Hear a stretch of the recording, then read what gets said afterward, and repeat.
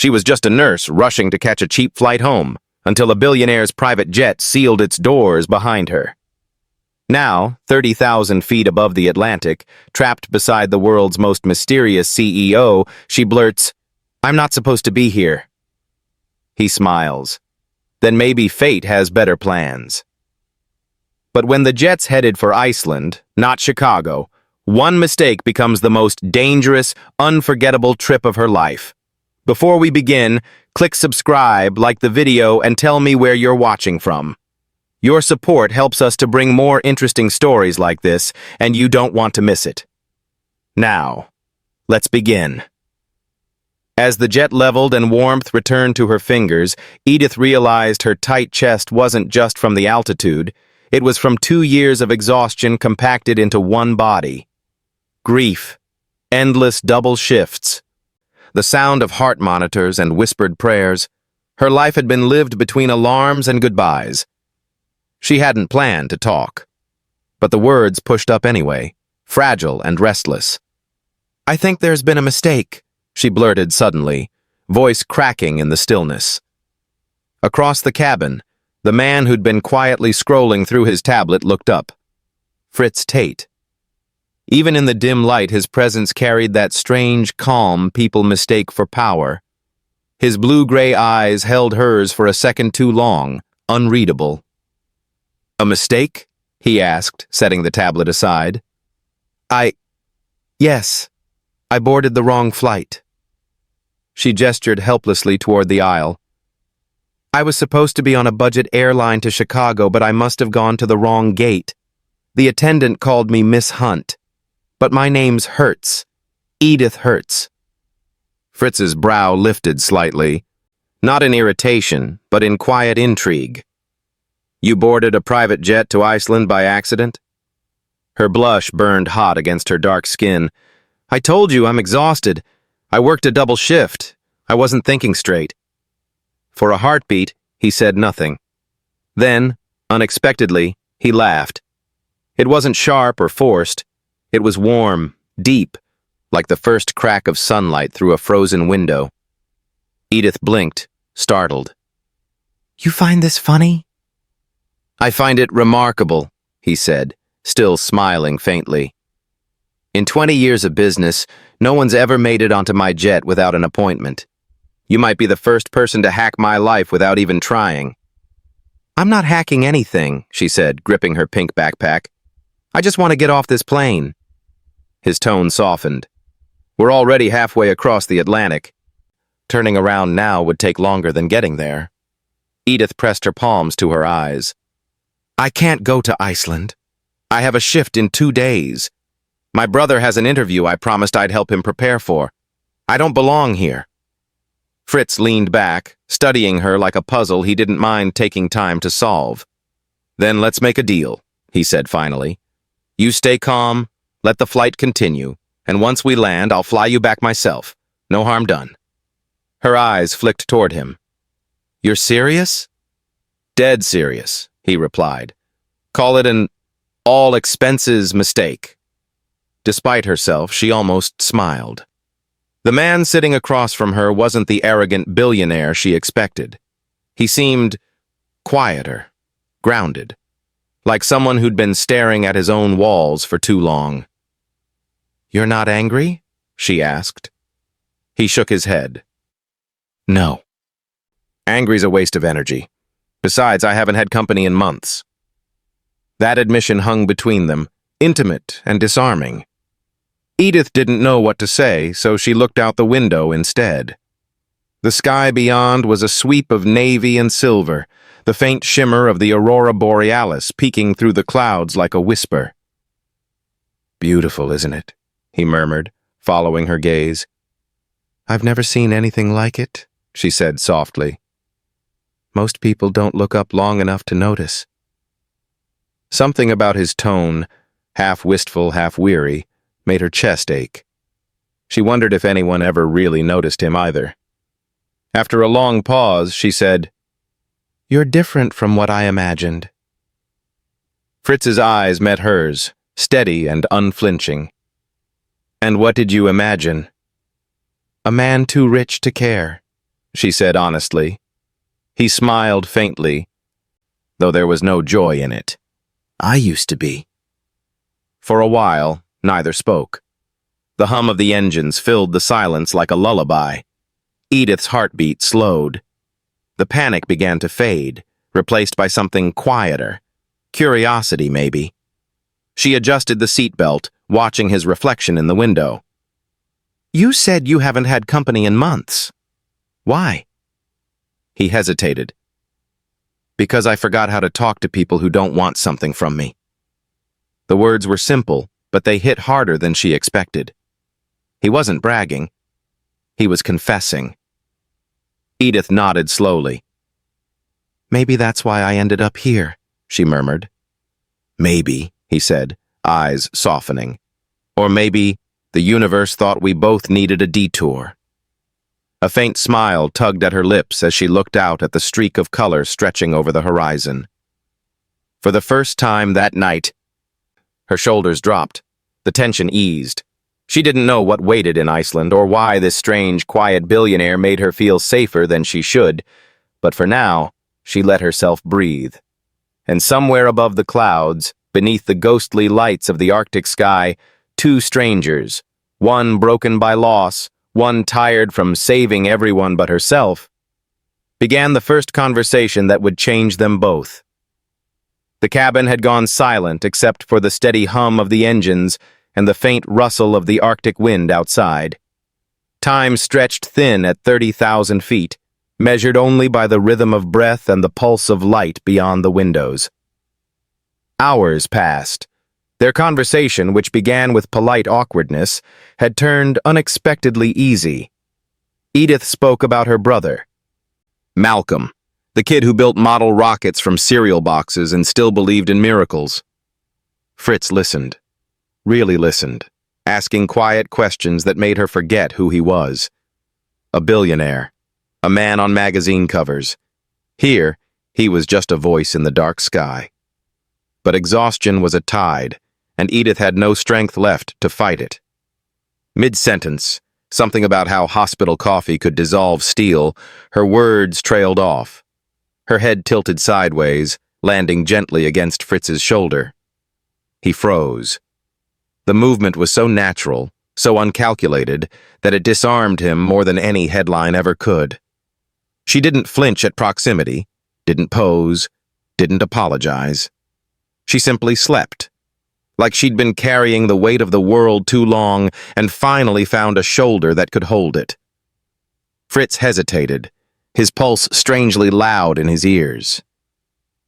Then, almost on instinct, he slipped off his coat and draped it over her shoulders. The warmth of the gesture startled him.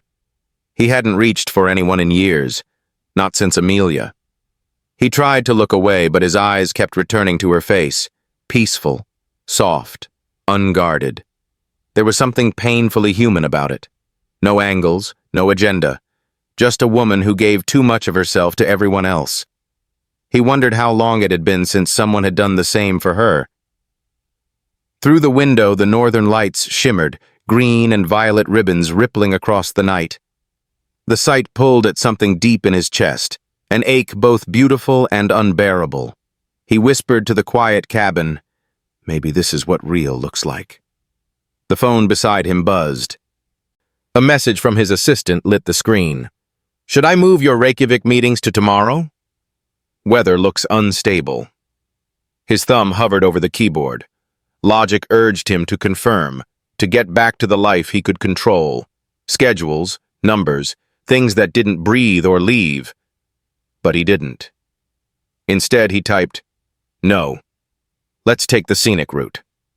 He set the phone face down and leaned back, letting the silence reclaim its space. Outside, the aurora painted the jet's reflection in a surreal glow. Inside, the world felt smaller, softer. He watched the nurse beside him sleep as if she'd stepped straight out of the life he'd forgotten how to live. He thought about the irony of it all. A man who built machines to protect information, undone by a woman who didn't know how to hide anything. Her breathing steadied, rhythmic against his shoulder. He caught the faint scent of hospital soap and coffee and something uniquely her, clean, human, grounding. Fritz Tate, the man the world called the Ghost CEO, sat perfectly still, afraid that any movement might break the fragile peace blooming inside him. He looked again at the shifting lights outside, their glow mirrored in the glass like a heartbeat written across the sky. For the first time since Amelia's accident, the silence didn't feel like punishment. It felt alive. A quiet bond began that night, not from words or circumstance, but from stillness, from the way grief and exhaustion recognized each other without introduction. Somewhere between the clouds and the aurora, a billionaire rediscovered the ache of being human, and a nurse finally found rest. And as the jet cut through the dark, both of them, unknowingly, had already started to heal. The wheels touched down on the Reykjavik runway with a low, muted groan. Outside, the world looked carved from silver and silence. Snow stretched endlessly in every direction, vast, unbroken fields that glowed faintly beneath a gray-blue dawn. The air was so clear it seemed to hum. Edith pressed her hand against the cabin window, eyes wide. "I've never seen anything like this," she whispered. Fritz watched her quietly from across the aisle, the faintest smile playing at his lips. Most people, when they landed here, immediately reached for their phones. Edith simply stared, as if trying to memorize the way the light folded itself over the snow. When they stepped out of the jet, the cold rushed up like a living thing, sharp and breathtaking. Edith gasped as her breath clouded the air, then laughed, the sound bright against the frozen quiet.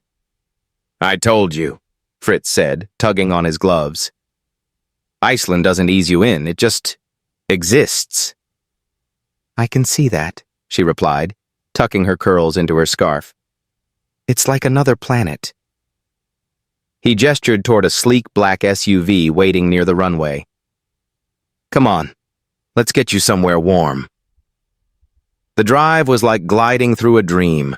Frosted lava plains rolled into glaciers, glaciers into black cliffs dusted with snow. Occasionally, a waterfall spilled from the edge of a mountain, half frozen in mid-air like crystal glass. "Where exactly are we going?" she asked, unable to take her eyes off the landscape. "My retreat," he said.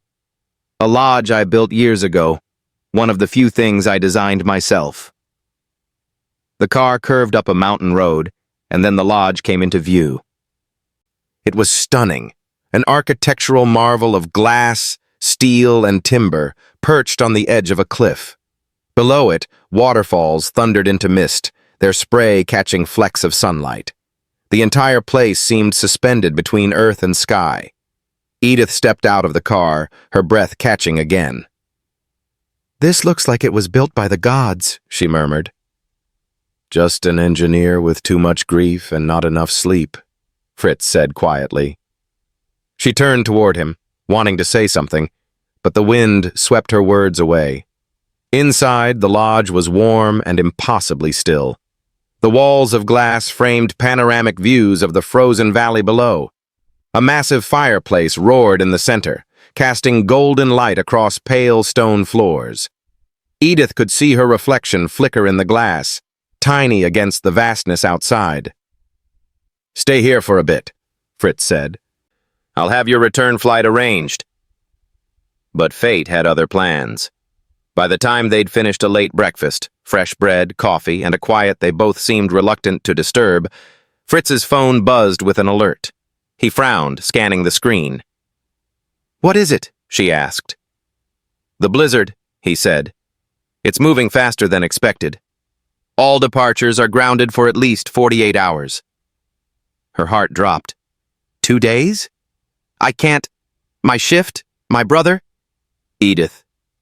His tone was calm, steady, unshakable. "You're safe here. Let me handle it." "But, no," he said gently. "You've been handling everything for too long."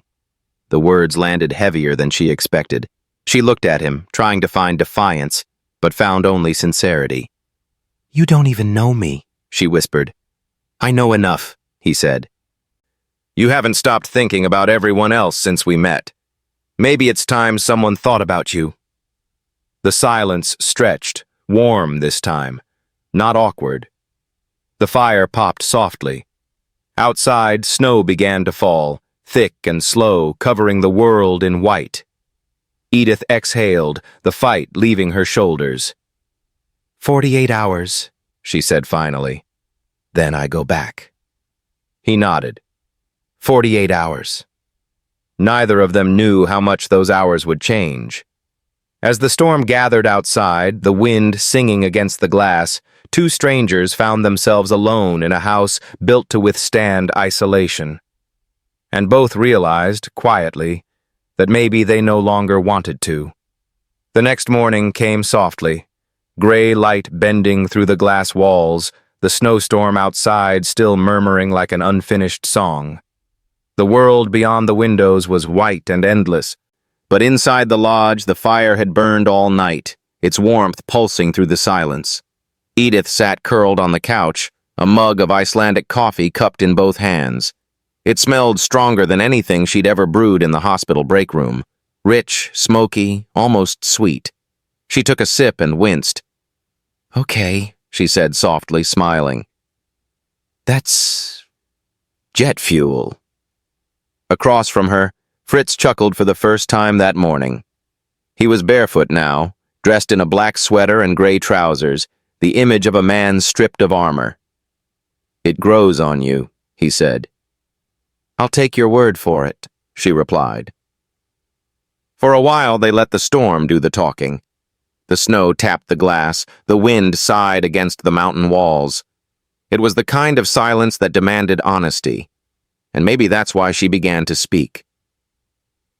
I used to think exhaustion was normal, Edith said quietly. That if you're not falling apart, you're not trying hard enough. Fritz looked up, listening. I've been a nurse for 6 years, she continued. Lost my parents 2 years ago. Since then, it's just been me and Malcolm, my little brother. He's 17 now, too smart for his own good. I work double shifts to keep him in school. He wants to study engineering. She smiled faintly. He says he'll build me a clinic one day, so I can stop running on caffeine and miracles. Fritz's gaze softened. A clinic? It's been the dream since nursing school, she said. A free one, for families who can't afford care. My mom always said healing shouldn't come with a price tag. There was pride in her tone, but also a weight. Years of buried exhaustion dressed as resilience. Fritz noticed it. He always noticed the quiet things. He stirred his coffee slowly. You remind me of someone, he said finally. Who? Amelia. The name left his lips like a ghost released. She was fearless, kind to a fault, the kind of person who'd bring soup to her worst critic. Edith didn't move. She understood the tremor beneath the calm. She was with me the day before Tate Systems went public, he continued. We were in Switzerland. She wanted one last ski run before the press storm hit. I was on a call with investors when they told me. His voice cracked, low and quiet, the sound of something breaking carefully. By the time I reached the mountain, it was too late. The silence after that was alive, thick with empathy. Edith reached out without thinking, placing her hand gently over his. I'm sorry, she whispered. He shook his head. Don't be. I spent the next year turning grief into spreadsheets. Built towers, bought companies, filled the noise. But at the end of every day, I still walked into silence. Her thumb brushed his knuckles, grounding him. You don't have to fix everything, Fritz. His eyes met hers, gray against brown, the storm mirrored between them. And you don't have to carry the world alone. The words lingered between them like warmth from the fire, steady, unforced, real. For a long moment, they simply sat there, listening to the snow. The storm outside still raged, but inside, something gentler had begun to take shape. Fritz leaned back, exhaling. You make it sound simple, he said softly. It isn't, she replied, smiling faintly. But it's possible.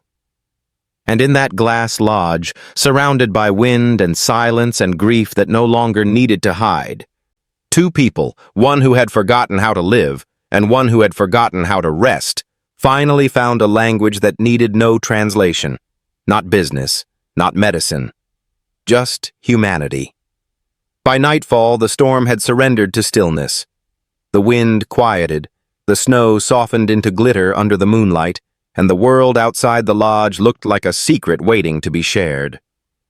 Fritz stood by the glass wall, watching the horizon shift from black to indigo. Then, slowly, the first streak of green rippled across the sky, faint, hesitant, like a curtain being drawn open by unseen hands. He turned toward Edith.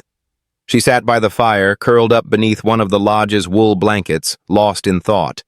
The orange glow from the hearth flickered across her face, softening every line of fatigue.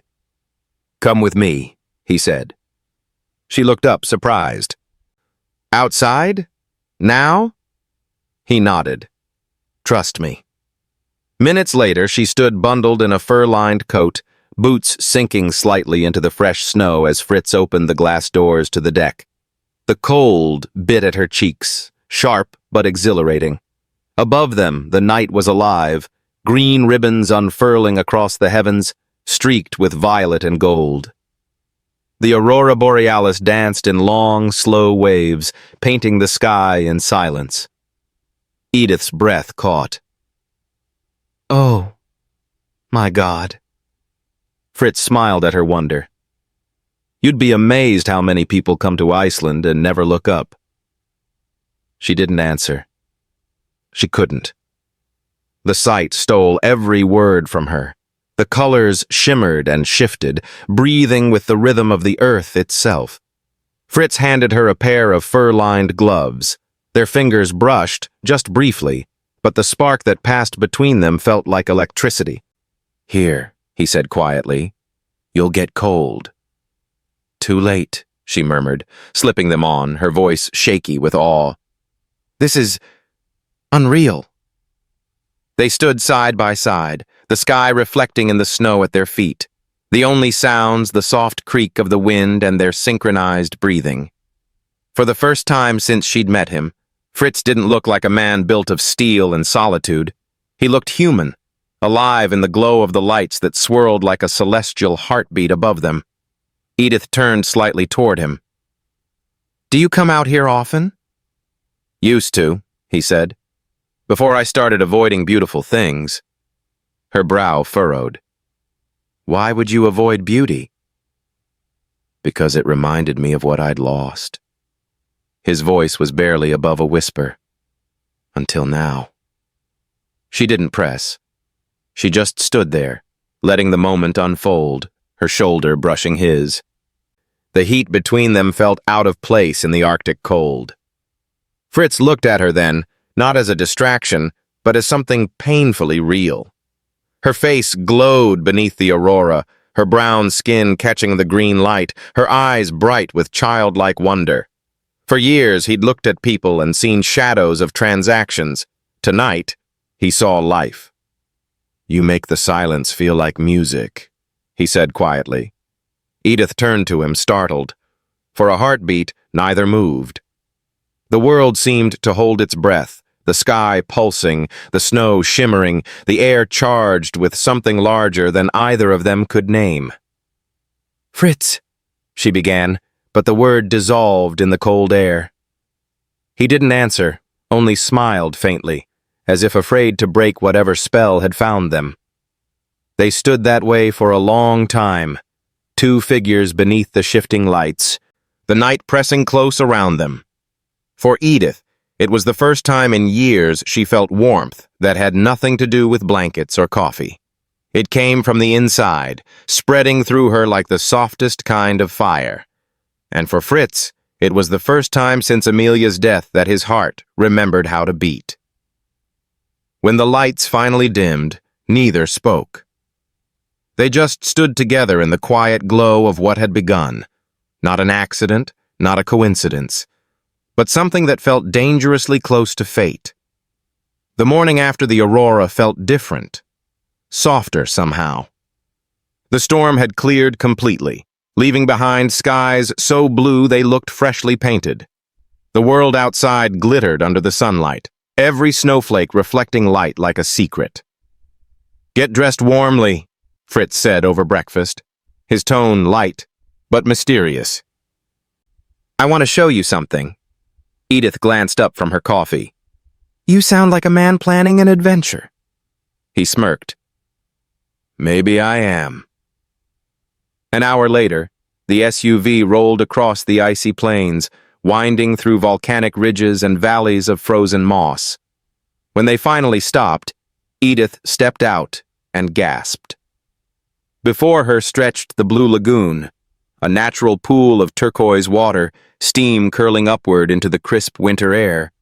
The contrast of the hot springs against the snow-covered lava fields looked like something from another world. "This place," she whispered, turning in slow wonder. "It's like heaven decided to touch the earth." Fritz smiled, pleased by her awe. "Locals say the water heals more than the body." He offered his hand to help her down the rocky path. "Come on, you'll see." The water was deliciously warm, enveloping her like a soft embrace as they waded in. Steam shimmered around them, blurring the edges of the landscape. The only sounds were the gentle splash of water and the distant cry of an Arctic bird. Edith closed her eyes and sighed. "I can't remember the last time I just stopped. No alarms, no patience, no rushing." "That's because you don't let yourself," Fritz said quietly beside her. She turned her head, noticing the way the light played on his face. The man who'd seemed carved from restraint now looked entirely at peace, relaxed, alive, almost boyish.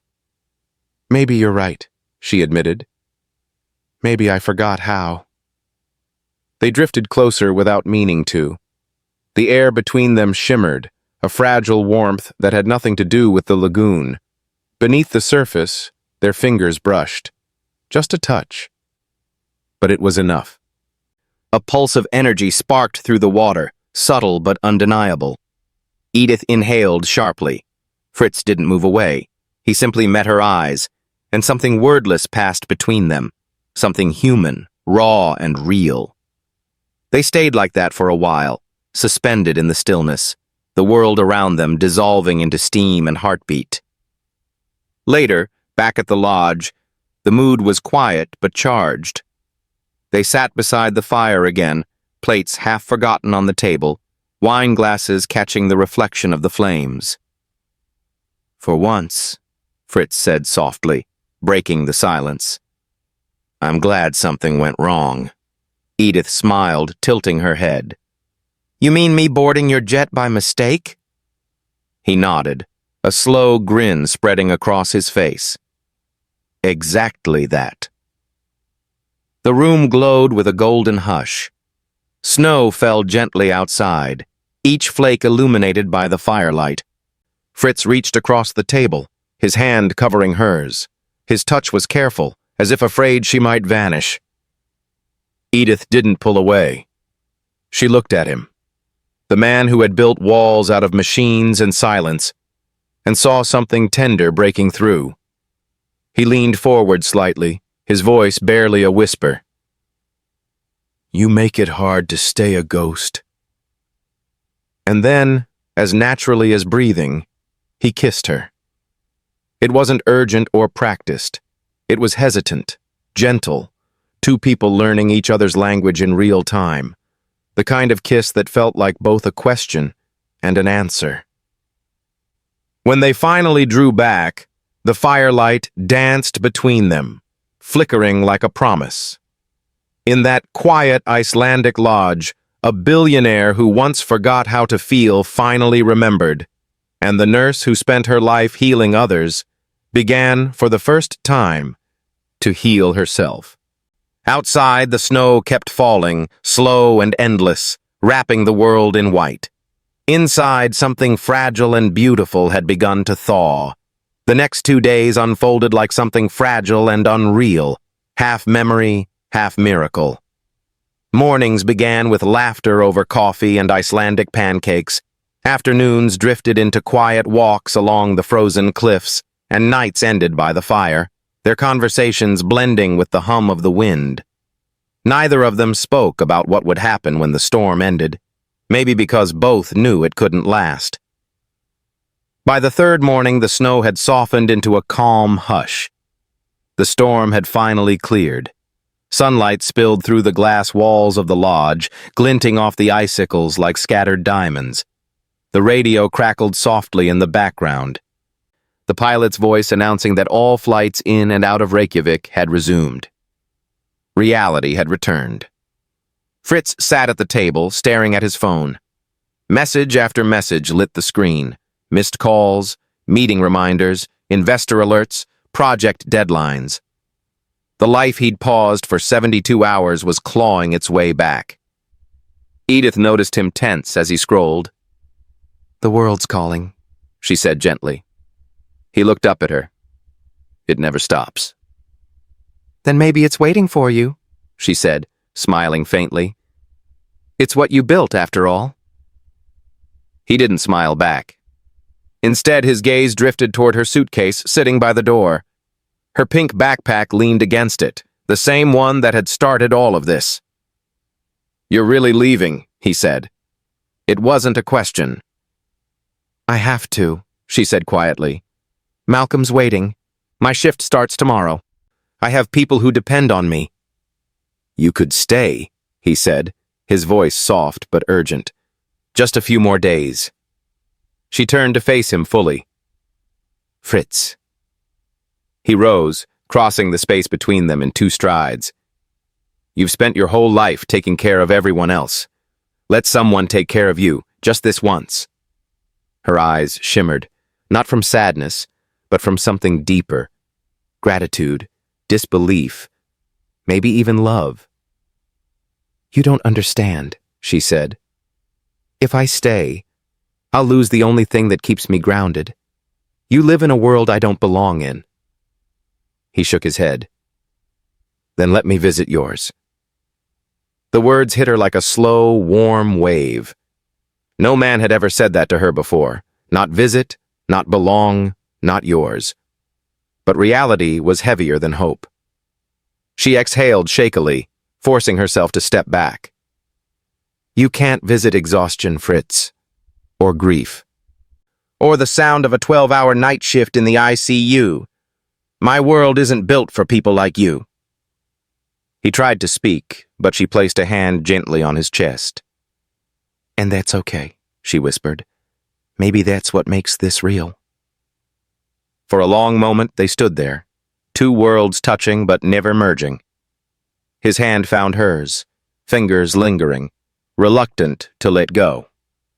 "I'll send the car to take you to the airport," he said finally, voice breaking on the edges. "Thank you," she murmured. When she turned to lift her suitcase, he stopped her again, catching her wrist. "Edith." She looked back, meeting his gaze. There were 1,000 things he wanted to say, and none of them would change what was already true. Her eyes glistened. "You made the silence feel like music," she said softly. "And I'll never forget that." He released her hand slowly, reverently. Outside, the air was crisp and clear. The storm was gone, leaving behind a landscape that looked reborn. Edith stepped into the waiting car, the snow crunching beneath her boots. She didn't look back, because if she did, she wasn't sure she'd have the strength to leave. Fritz stood at the glass wall, watching until the car disappeared into the white horizon. The house felt different now, emptier, but alive somehow, as if she'd left her heartbeat echoing through its walls. For the first time in years, he didn't reach for his phone. He just stood there, breathing, feeling, remembering. Somewhere over the Atlantic, a nurse was flying home. and somewhere in Iceland, a billionaire had finally learned what it meant to miss someone. The city felt different when Edith returned, though nothing had changed. The same gray clouds hung above St. Helena Hospital, the same flickering lights buzzed in the hallway, and the same steady rhythm of machines filled the ICU. But inside her, something was new. Quiet, steady, and unshakably alive. She slipped into her scrubs and tied her hair back as she always did, but now she hummed softly as she moved between patients. The song had no words, just warmth. Nurses noticed. Doctors noticed. Even the patients, those half asleep between pain and hope, seemed to sense it. "Edith," one of the interns said with a grin, "you're glowing. Did you win the lottery or something?" She laughed, shaking her head. "Something like that." Days blurred into nights. She still worked too hard, still carried the world on her shoulders, but now she carried it differently. There was grace in her steps, light in her eyes. She'd spent 2 years surviving. Now she was learning to live again. Whenever she paused in the quiet moments, between heartbeats, between alarms, her mind drifted back to Iceland, to a glass lodge perched on the edge of the world, to the northern lights that looked like music, to a man who'd shown her that even grief could thaw. Still, she told herself it was a story best left in the clouds. Then, one snowy afternoon, the story walked back into her life. It began with the sound of a car engine outside the hospital window, low, elegant, unfamiliar. Edith was charting vitals when a nurse called from the doorway. "Edith, someone's asking for you in the lobby." She frowned. "For me?" When she stepped through the sliding doors, the cold hit first. Crisp, biting, familiar. Then she saw it. A sleek black car parked by the curb, snowflakes catching on its windshield. And leaning against it, as though he'd stepped straight out of the sky, was Fritz Tate. He wore no coat despite the chill, only a charcoal suit, and that same quiet calm that always felt like gravity. In his hands, he held 2 things, a single white rose and a small snow globe. Inside the globe, a miniature Icelandic lodge gleamed beneath swirling flakes. Her breath caught. "Fritz," he smiled, that slow, careful smile that had once undone her completely. "You said I could visit your world," he said. "I'm here." She laughed then, soft, disbelieving, teary. "You can't just show up at a hospital, you know." "I can when I've already called ahead to donate a new cardiac monitor," he said, teasing gently. "It got me past security." "Of course it did," she murmured, shaking her head. He stepped closer, holding out the rose. "Next time," he said quietly, "let's make sure you're on the right plane, but still with me." The snow fell harder now, dusting their hair, their shoulders, the space between them. Edith took the rose, fingers trembling. For a moment, words failed her. Then she smiled, a real smile, one that reached all the way to her heart. "You found me," she whispered. "I never stopped looking," he replied. Inside the hospital, nurses peeked through the glass doors, whispering. Outside, the world seemed to slow, the snow swirling in lazy spirals, the city's noise fading to a hum. Fritz offered his arm. "Lunch? Or do we have to pretend it's a patient consultation?" She laughed through her tears. "The cafeteria's not exactly Iceland, but it's got decent soup." He nodded. "Then soup it is." As they walked side by side through the hospital doors, their worlds, the billionaires and the nurses, seemed to blur at the edges. 2 lives that shouldn't have crossed, finding rhythm again in the most ordinary of places. The automatic doors closed behind them, shutting out the snow. But above the city, through the clouds, faint ribbons of light shimmered in the distance, as if the northern sky itself was watching. Two worlds, one heartbeat, and an endless sky still waiting to be shared. Thank you for watching to the end. I believe you enjoyed it. We have a lot of other interesting stories like this lined up for you already, so click the image showing on your screen to watch the next. Don't forget to subscribe.